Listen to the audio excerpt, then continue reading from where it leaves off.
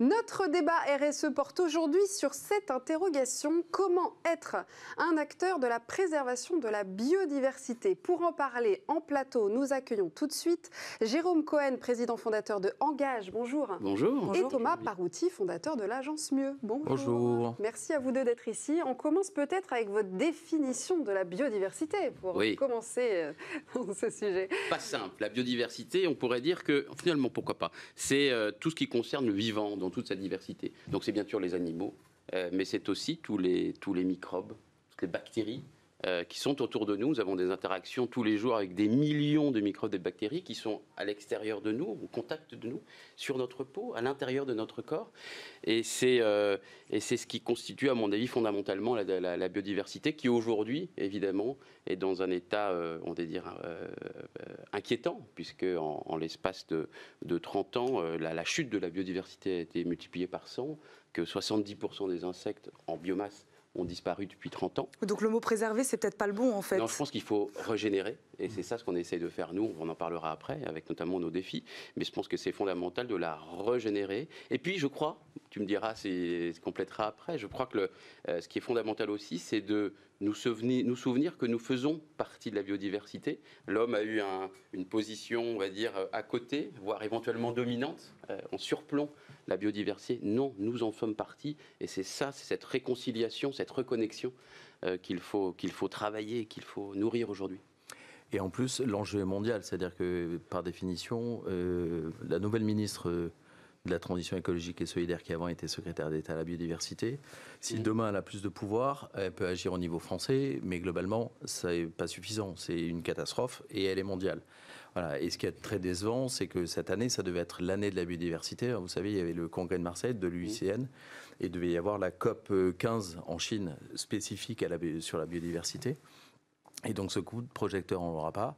Après, on a eu le coronavirus, qui fait partie du... qui a permis de faire gagner 2 semaines, c'est ça, sur 3 semaines. Ouais, sur le jour du dépassement. Du jour du dépassement. A priori, 3-4 semaines. Ça a préservé la biodiversité, et c'est surtout, ça a mis un coup de projecteur sur une partie de la biodiversité qu'on oublie parce qu'elle est invisible. Mais voilà, on fait partie, avec les animaux, les végétaux, les écosystèmes, de cette diversité du vivant. Et si on ne fait pas attention, tout va s'écrouler. Alors justement, quelles sont les solutions pour devenir acteur de cette... Donc pas préservation, on a dit, mais être acteur de la biodiversité, en fait, tout simplement. Sa régénérescence. Oui. Ouais, alors acteur, c'est donc être réparateur, être protecteur. Aujourd'hui, en fait, il y a un gros problème, c'est que la biodiversité ne vaut rien, enfin n'a pas de valeur monétaire financière. Donc du coup, les entreprises ne s'engagent pas. Donc du coup, c'est les États, les associations. Donc les États, on connaît l'histoire du Bhoutan, qui a énormément de forêts et qui capte plus de carbone qu'il en émet. On connaît le Costa Rica, qui est un pays qui est extrêmement préservé. Il y a 52 espèces de colibris, il y a 20 000 espèces d'araignées. C'est un pays pacifique. C'est le 4e pays où il faut passer sa retraite. Information importante. Donc le Costa Rica, c'est vraiment un super pays. Donc soit il y a des pays qui prennent des initiatives. Il y a évidemment le monde associatif. On peut penser à la LPO, la Ligue de protection des oiseaux, à l'ONF, à des petites associations qui s'occupent de préserver des anciennes graines comme Cocopelli.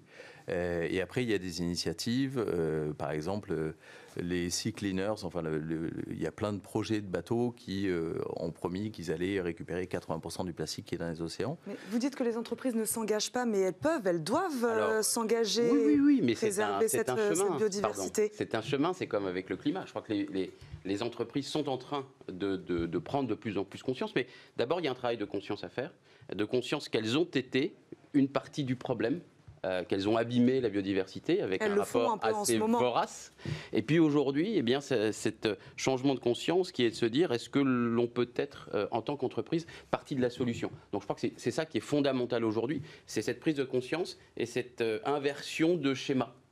Vis-à-vis de la biodiversité. Alors après, il y a plein de solutions qui vont du biomimétisme au développement durable.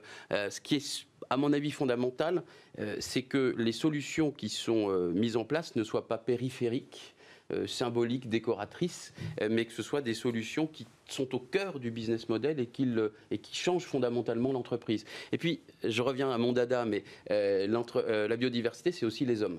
Donc, quand on dit qu'une entreprise s'engage pour la biodiversité, elle s'engage aussi pour ses salariés, comment on travaille, comment je travaille avec mon collaborateur, comment je respecte leur propre rythme en quelque sorte, leur propre participation, leur propre biodiversité en quelque sorte, et comment je protège ou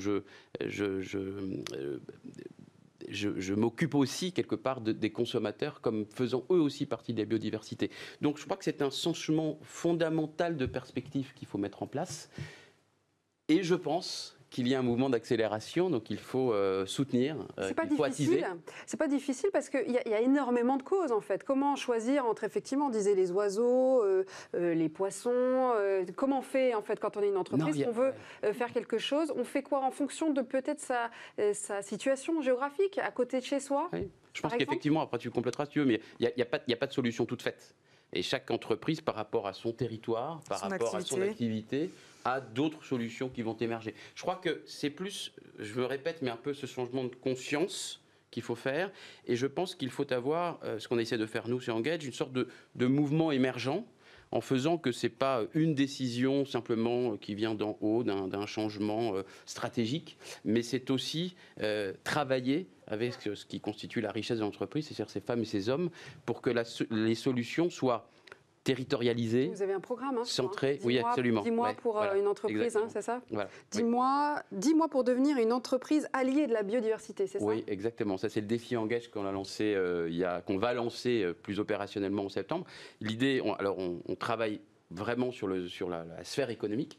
Et l'idée, c'est d'accompagner d'abord 10 entreprises, entre 5 et 10 entreprises, à travers des conférences, des ateliers de co-création, des formations, pour qu'elles prennent connaissance, de ce qu'est la biodiversité, et qu'ensuite elles fassent héberger des projets de régénérateurs de biodiversité en interne. Donc on fait ça évidemment à tout un écosystème. Je crois qu'on s'inspire aussi du vivant nous-mêmes, donc avec un jury, avec Gilles Boeuf, qui est l'ancien président du Muséum d'histoire naturelle, la directrice du CEBIOS, Emmanuel Delannoy, qui est un spécialiste de l'économie régénératrice, justement. Et progressivement, ce défi va aussi permettre de tirer, de mieux comprendre en fait ce qui s'est passé. Quels sont les freins, qu'est-ce qu'on a réussi à faire pour transformer ces petites entreprises.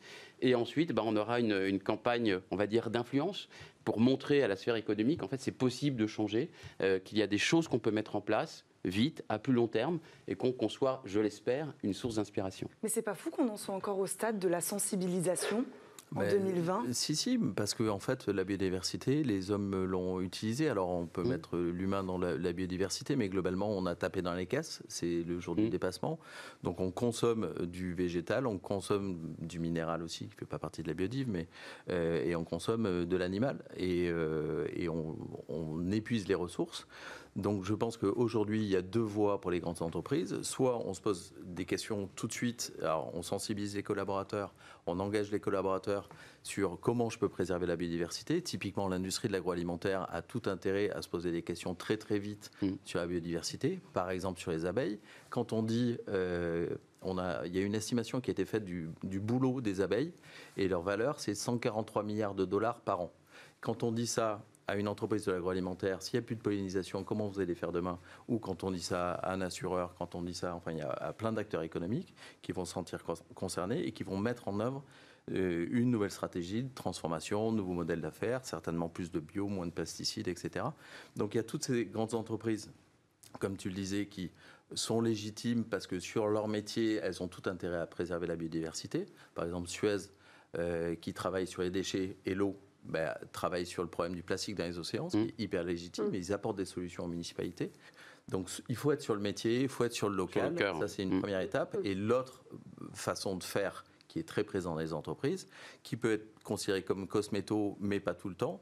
C'est j'ai la fondation qui va développer des projets, faire du mécénat de compétences avec les collaborateurs, ou le super projet quand même, qui est 1% for the Planet, qui a été fondé par Yvon Chouinard, le patron de Patagonia, ce que évidemment fait Patagonia. Et en France, je crois que le patron de 1%, c'est Charles Kloboukov, le président de Léa Nature, qui est une entreprise qui vend des produits agroalimentaires bio. Et donc là, il y a un véritable investissement, parce que je donne 1% de mon chiffre d'affaires à des associations environnementales. Donc là, il y a un vrai relais au niveau local.